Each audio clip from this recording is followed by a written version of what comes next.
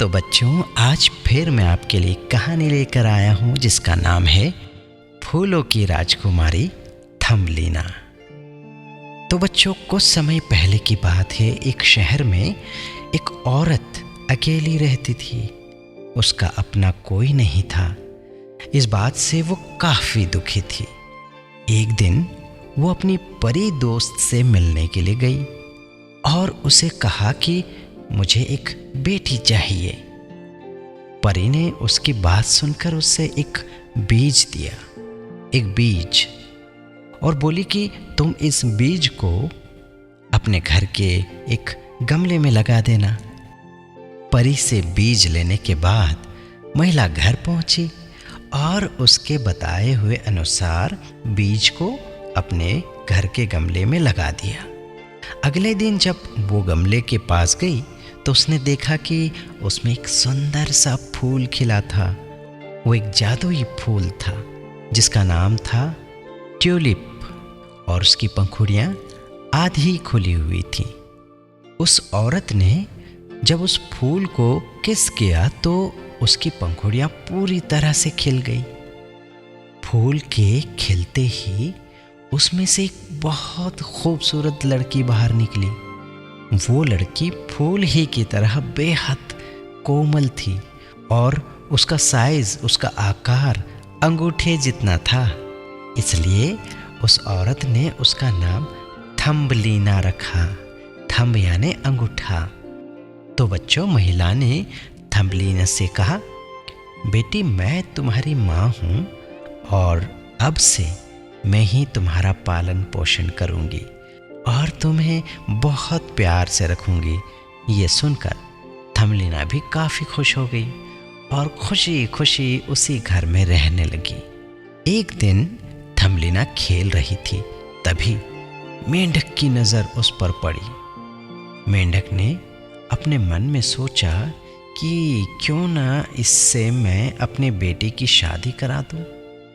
ये सोचकर मेंढक थम्बलीना को उठाकर अपने बेटे के पास ले गया। मेंढक का बेटा थम्बलीना को देखकर उससे शादी करने के लिए तैयार हो गया। मेंढक ने थम्बलीना को तालाब के पास एक पत्ते पर रखकर शादी की तैयारी में जुट गया। तालाब के बीच एक पत्ते में बैठी थम्बलीना चाहकर भी वहां से भाग नहीं पा रही थी। आखिर वो रोने लगी।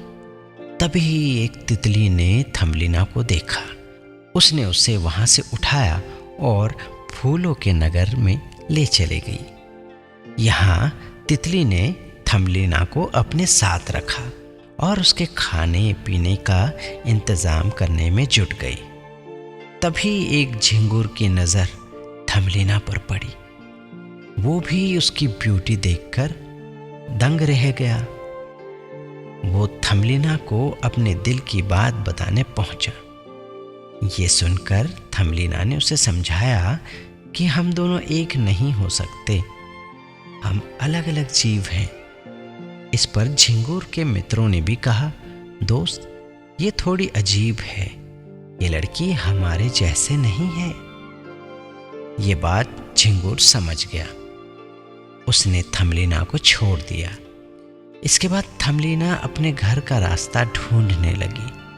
तभी वो भटक कर एक बिल में जा घुसी। उस बिल की रानी एक चूहिया थी जो बहुत बूढ़ी थी।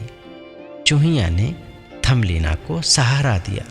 उसने वहाँ रहने दिया उसे और बदले में उससे घर के सारे काम कराने लगी। एक दिन उसके घर छछूंदर आया जिसका नाम मिस्टर मॉल था। वो भले देख नहीं सकता था, लेकिन वो थम्बलीना की आवाज़ पर फिदा था। मिस्टर मॉल ने भी बूढ़ी चूहिया से कहा कि वो थम्बलीना से शादी करना चाहता है और दोनों की शादी चूहिया ने तय भी कर दी। तभी घर से बाहर मिस्टर मॉल को छोड़ने जाते हुए थम्बलीना को एक चिड़िया मिली जो घायल और बेहोश थी। थम्बलीना तुरंत उसकी मदद करने लगी। बूढ़ी चूहिया और मिस्टर मॉल ने उसे रोकने की कोशिश की, लेकिन थमलीना नहीं मानी। उसने दिन रात एक करके चिड़िया की देखभाल की। कुछ दिनों बाद चिड़िया पूरी तरह से ठीक हो गई। चिड़िया के ठीक हो जाने से थमलीना खुश थी, लेकिन शादी के दिन नजदीक आ रहे थे, इसलिए वो बेचैन हो गई। थमलीना ने चिड़िया को सारी बात बताई। ये सुनकर चिड़िया ने कहा कि जल्दी से मेरी पीठ पर बैठ जाओ, मैं तुम्हें यहाँ से बहुत दूर लेकर जाऊंगी। थमलीना तुरंत उस चिड़िया के पीठ पर बैठ गई। चिड़िया थमलीना को वहां से बहुत दूर एक फूलों के देश में लेकर पहुंची। यहाँ फूलों के राजकुमार की नजर थमलीना पर पड़ी। राजकुमार ने भी उसे देखते ही पूछा, क्या तुम मुझसे शादी करके यहाँ की रानी बनोगी? थमलीना को कुछ समझ नहीं आ रहा था। तभी चिड़िया वहां पहुंची और उसने बताया कि ये फूलों के राजकुमार हैं और अच्छे दिल के इंसान हैं।